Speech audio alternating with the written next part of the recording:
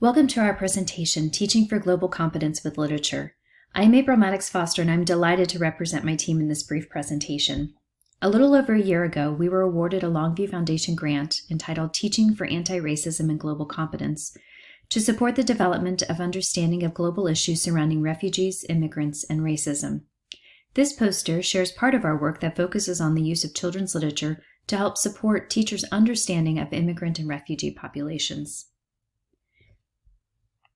We were inspired by a quote by Dr. Anthony Jackson, who wrote, "If there is to be a future worth living in, today's youth must develop a capacity to think and act differently. The way to do this is through education, although done very differently than in the past and at present.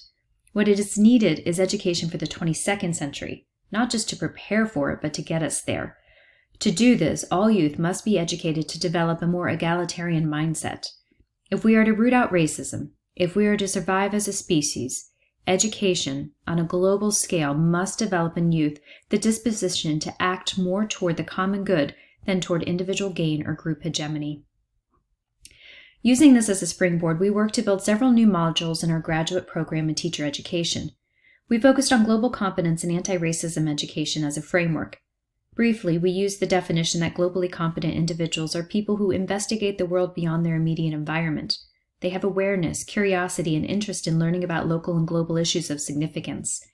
They recognize perspectives, they seek actively other perspectives, and consider multiple perspectives.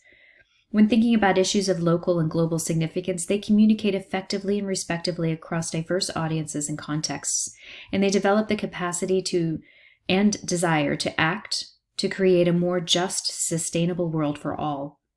We also brought the lens of anti-racism education to our work.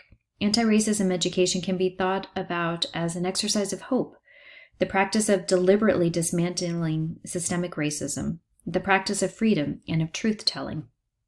For us, anti-racism education means developing a critical consciousness which comes from reading, from studying, from humility, from listening to and engaging with others, from constantly examining and re-examining one's own beliefs, biases, and assumptions, from moving from thinking and talking to acting for equity and justice for all people.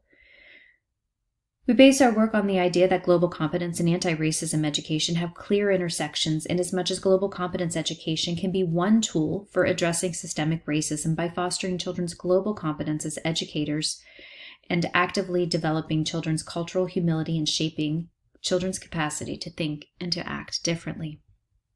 With this framework in place, we look to incorporate children's literature and adolescent literature, focusing on the lives of refugees and immigrants, into several class lessons. So why children's literature? Well, a defining characteristic, or perhaps the defining characteristic of children's literature, is that it both reflects the social and cultural context in which it was produced, and also advocates for ways of being in the world.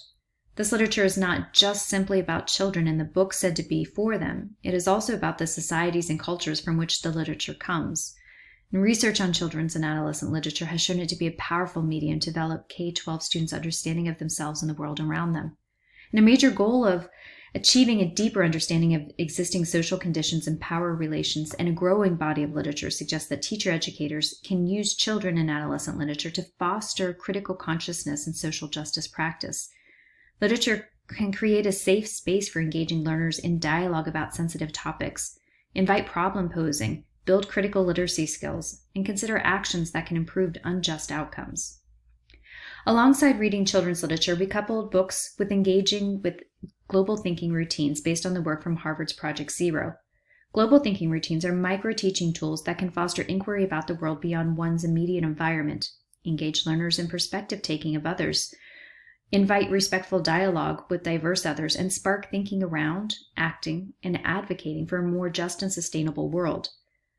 The global thinking routines aim to nurture dispositions for discerning multiple perspectives about a situation, topic, or issue, making personal, local, and global connections, and developing a capacity to think critically and participate respectively and responsibly in communities of discourse and action.